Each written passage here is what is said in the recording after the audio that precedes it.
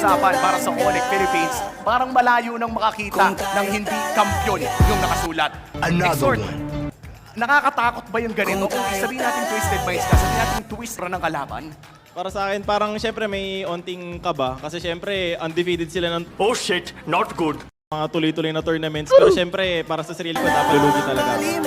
Oh, tsaka na dito, parang tanongin naman natin si Sinibor kasi di ba, ayun yung mga previous na achievements ng...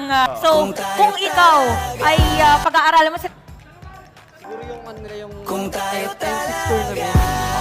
Tsaka yung nila. Kasi yun yung pinaka-current tour na natatapos ngayon. Oo, at ibang klase din sa meta, pinakamalapit.